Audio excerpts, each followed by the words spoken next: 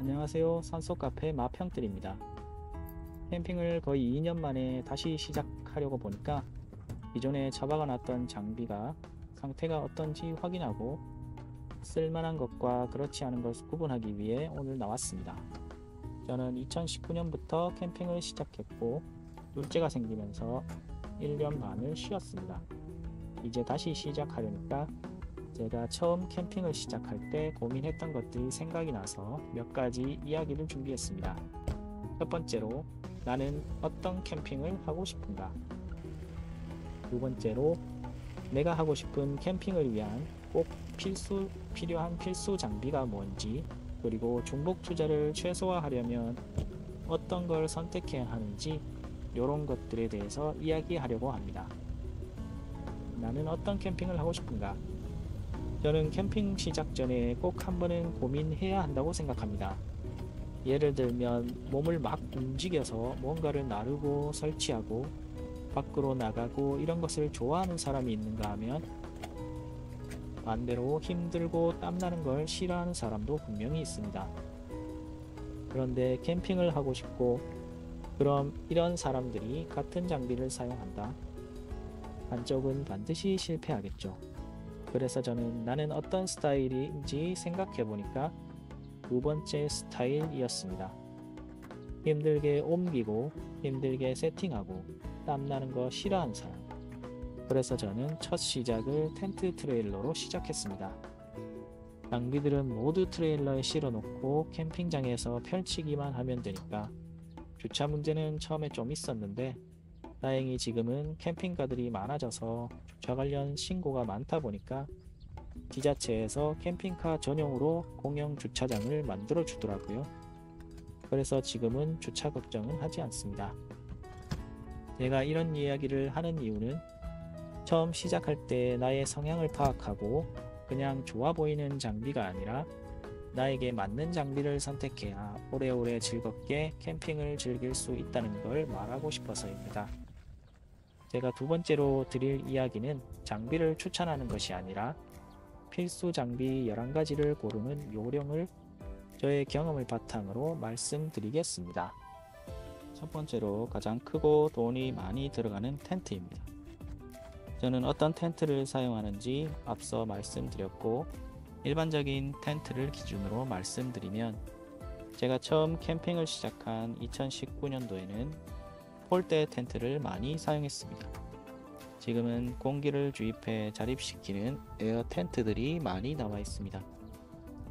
좋은 쪽으로 보면 선택의 폭이 넓어졌지만 초보자들에겐 너무 복잡해서 도대체 뭐가 좋은지 고를 수 없을 정도입니다. 그래서 텐트 선택을 위해 폴대 텐트와 에어 텐트의 장단점을 간단하게 말씀드리겠습니다. 폴대 텐트는 캠핑 초기부터 지금까지 꾸준히 생산되고 판매되는 제품들이 많아서 색상과 모양이 다양하게 있습니다. 본인의 취향에 맞는 디자인을 찾기가 상대적으로 편합니다. 그리고 폴대가 휘거나 부러지는 고장이 발생하면 해당 폴대만 교체 가능해 AS가 쉽다는 장점이 있습니다. 그러나 단점으로 설치하기가 초보자에게 매우 어려워서 첫 캠핑에서 고생하시는 분을 많이 봤습니다. 또한 익숙해지는데 시간이 어느 정도 필요하다는 점이 단점입니다. 반면 에어 텐트는 튜브에 바람을 넣는 것처럼 펌프로 공기만 주입하면 자동으로 자립하는 텐트라 설치와 철수가 아주 쉽습니다. 그러나 무게와 부피가 폴대 텐트의 2배 또는 3배까지 나가는 것들이 대부분입니다. 내가 가지고 있는 차량의 트렁크 용량을 감안해 선택하시는 것이 좋습니다. 저는 캠핑을 즐기는 것이 좋지만 복잡한 것은 싫어해서 현재 텐트 트레일러를 이용하고 있지만 제가 만약 다시 선택한다면 에어 텐트로 선택하고 또 최근 경량 에어 텐트도 출시되고 있어서 텐트를 고민하시는 분이면 경량 에어 텐트도 좋을 것 같습니다. 텐트의 종류를 결정하셨다면 이제 형태를 결정하셔야 합니다. 거실 개념의 전실과 방 개념의 이너 텐트가 구분되어 있는 리빙쉘 텐트와 전실 구분 없이 돔 텐트가 있습니다. 가족과 캠핑을 즐기시는 분들은 전실이 있는 리빙쉘 텐트를 추천드립니다. 또한 텐트를 구매하실 때는 내가 섰을 때 머리가 닿지 않을 정도의 높은 텐트를 추천합니다. 왜냐하면 텐트 생활할 때 쪼그리거나 앉아서 생활하면 아주 캠핑이 힘들어집니다. 옷 갈아입기도 힘들고요. 마지막으로 색상은 되도록 어두운 색으로 추천드립니다. 왜냐하면 밝은 색 텐트에서 밤에 옷을 갈아입을 땐 텐트 밖으로 나의 실루엣이 그대로 드러나서 민망한 순간이 올 수도 있습니다. 처음 제가 선택한 색상이 밝은 갈색인데 실제로 캠핑장 가서 설치하고 밤에 밖에 서 있는데 안에서 뭐 하는지 다 보이더라고요. 그래서 보이지 않게 안쪽을 긴 천으로 가리고 사용합니다. 마지막으로 텐트를 구매할 땐 단조 팩은 반드시 추가 구매하시길 바랍니다. 기본으로 들어있는 팩은 너무 얇고 실해서 조금만 바람이 들이치면 팩이 뽑히기 때문에 우리 가족 안전뿐만 아니라 옆 텐트의 안전을 위해서도 단조 팩을 꼭 준비하시길 바랍니다. 두 번째는 테이블입니다. 테이블 같은 경우는 일반 테이블 그리고 버너가 삽입되는 IGT 테이블 이렇게 크게 두 가지로 나눌 수 있는데 일단 활용도를 떠나서 개인적으로 직접 사용해 봤을 때는 큰 테이블을 추천드립니다. 물론 버너가 삽입된 IGT 테이블이 있다면 요리할 때 좀 편하게 하실 수 있는 장점은 있지만 금액이 비싸고 이런저런 확장 소품들이 처음 사용하기엔 복잡해서 초보자에겐 사용이 어렵습니다. IGT 하나로 4인 가족 메인 테이블로 사용할 수 없다 보니까 처음 준비하시는 분들께는 4인 이상 사용할 수 있는 1200cm 알루미늄 소재의 큰 테이블을 추천드립니다. 저도 처음 구매한 알루미늄 테이블을 지금도 잘 사용하고 있습니다. 제 친구는 우드 롤 테이블을 구매했었는데 초반에 우드 재질을 어떻게 관리해야 하는지 잘 모르고 사용하다 보니까 뜨거운 냄비에 그을리고 다리에 고정핀이 느슨해져서 빠지고 이러니까 다시 알루미늄 재질의 테이블로 구매하더라고요. 세 번째는 체어입니다. 캠핑뿐만 아니라 가족 피크닉에도 많이 사용되는 것이 캠핑 체어입니다. 텐트만큼이나 많이 고민하고 구매하시는 것 같더라고요. 아무래도 야외에서 가장 많이 사용하는 캠핑 용품이다 보니까 튼튼하고 앉았을 때 편안한 체어를 고르는 게 핵심입니다. 저는 처음에 하이 릴렉스 체어와 경량 체어를 이렇게 두 가지 가지고 캠핑을 했었는데요. 지금은 로우 릴렉스 체어로 캠핑을 다닙니다. 변경하게 된 이유는 하이 릴렉스 체어는 앉았을 때 편하긴 한데 접었을 때 부피가 너무 많이 차지하고 경량 체어는 아이가 앉았을 때 앞으로 또는 뒤로 쉽게 넘어져서 어른과 아이가 모두 안전하고 편안하게 사용할 수 있는 의자를 찾다가 최종적으로 찾은 것이 로우 릴렉스 체어입니다. 캠핑 체어 같은 경우는 이렇게 장점과 단점이 명확하게 있는 제품이기 때문에 가까운 캠핑샵에서 방문하셔서 앉아보고 결정하시는 것을 추천드립니다. 네 번째는 버너입니다. 제가 사용하는 가스 버너는 구이바다 하나와 일반 휴대용 가스 버너 하나 이렇게 두 개를 사용하고 있습니다. 구이바다는 국물 요리, 구이 요리 등 다양하게 할 수 있어서 고민 없이 구매해 쓰고 있습니다. 평소엔 구이바다 하나로 모두 해결하지만 국물 요리와 구이를 동시에 하려면 추가 버너 하나 정도는 있는 것이 편해서 일반 가스 버너를 사용하고 있습니다. 모양은 화려하진 않지만 편하게 사용하기엔 아주 딱인 것 같습니다. IGT 테이블을 처음부터 사용하신다면 다른 건 나중에 하시더라도 전용 매립형 버너가 있으니 테이블 구매 시 같이 구매하는 것을 추천드립니다.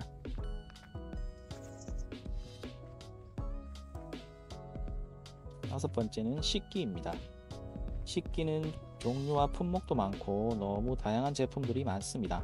손잡이가 달린 그릇도 있고 접시, 티탄컵, 그리고 가위라든가 예쁜 소주잔, 작은 도마, 반합 이런 것도 있고요.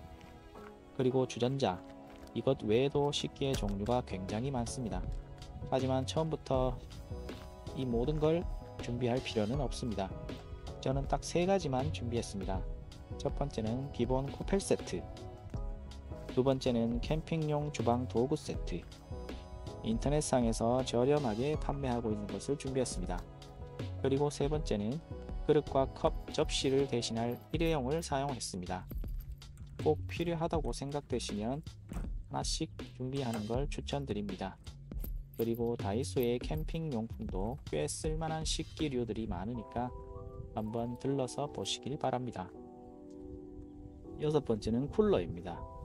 쿨러 선택 시 첫 번째로 고려해야 할 사항은 몇 명이 캠핑할 것인가와 내 차에 들어갈 가장 큰 사이즈는 몇 리터인가입니다.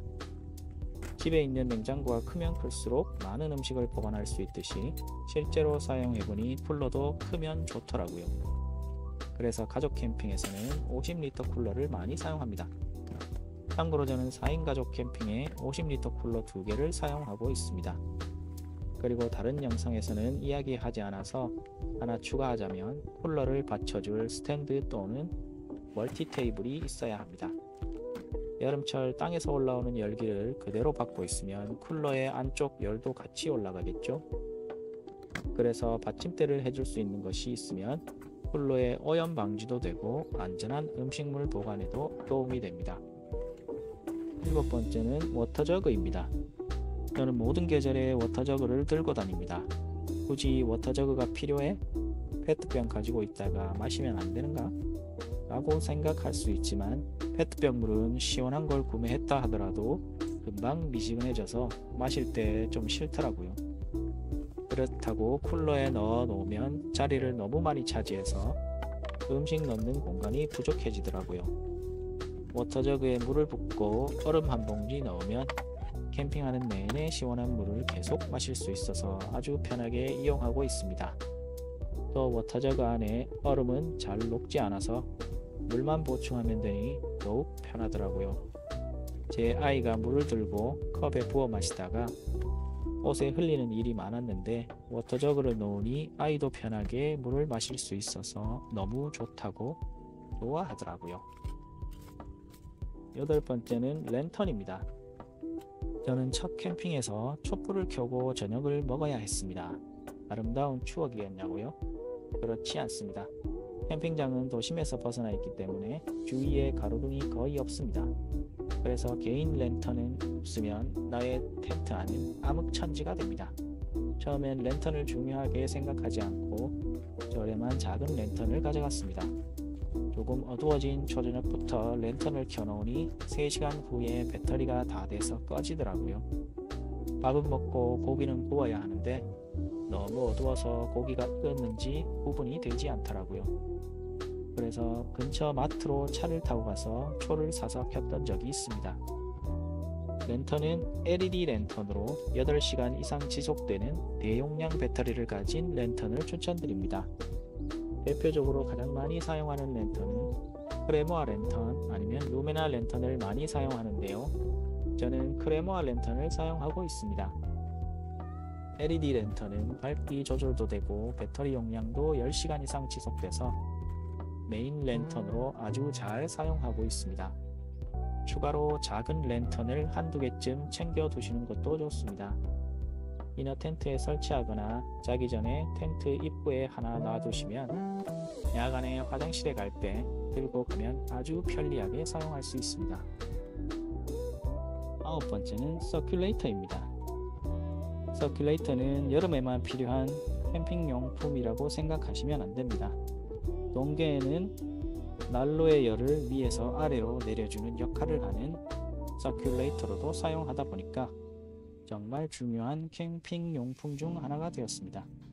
대표적으로 충전식 서큘레이터는 크레모아, 루메나 이렇게 두 제품이 대표적입니다. 루메나 서큘레이터는 3년 정도 사용했고 크레모아 제품은 1년 정도 사용했습니다. 두 제품 중에 사계절 모두 사용 가능한 서큘레이터는 바로 크레모아 제품입니다. 루메나 서큘레이터는 분리가 되지 않다 보니까 겨울철에 사용하기에는 조금 불편함이 있고 반면에 크레모아 제품은 분리가 되다 보니까 활용할 수 있는 범위가 굉장히 큽니다. 두 제품 중 고민을 하시면 저는 개인적으로 크레모아를 추천드리고요. 하지만 여름에는 작은 서큘레이터는 부족할 수 있으니 큰 서큘레이터도 가지고 다니시기 바랍니다. 10번째는 캠핑 매트입니다. 캠핑 매트는 자축 매트 그리고 에어 매트 이렇게 두 가지로 나뉘는데요. 두 제품에 대해서 간략하게 설명드리자면 자축 매트 같은 경우에는 가격이 상대적으로 저렴한 편이고 2인 기준 10만원 정도면 좋은 제품 구매가 가능하시고요. 에어 매트 같은 경우에는 예전에는 가격이 30만원 이상 되는 비싼 제품들이 있었는데 요즘은 펌프 내장형으로 버튼만 누르면 바람이 자동으로 들어가서 편하게 사용할 수 있는 제품들이 알리익스프레스에 많이 가격도 싸게 나와 있습니다. 저는 이번에 네이처하이크 제품을 한번 구매해서 사용해 볼 생각입니다. 가격도 좋고 사용하기도 편하고 부피도 작고 딱인 것 같습니다. 마지막 11번째는 침낭입니다. 침낭은 기본적으로 간절기, 동계, 하계 이렇게 세 가지로 구분이 됩니다. 세 가지 모두 구비해서 사용하면 시기에 맞는 침낭을 교체해가며 사용할 수 있으니 편하긴 합니다. 그러나 다 구매하면 너무 비싸니까 저는 동계 침낭만 구매해서 사용하고 있습니다. 저희 집은 추위를 좀 타는 편이라 거의 여름에도 동계 침낭을 깔고 위에 얇은 이불을 덮고 사용하고 있습니다.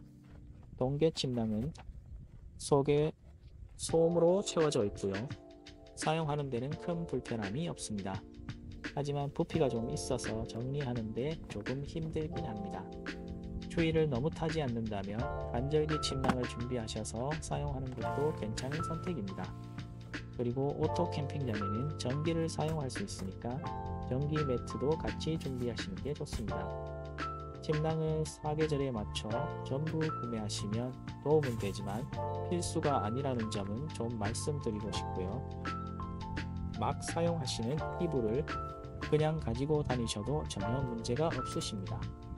집에서 사용하는 이불을 가지고 다닐 땐 제가 팁 하나 드리자면 아무래도 집에서 사용하는 이불은 캠핑용이 아니라 부피가 아주 큽니다.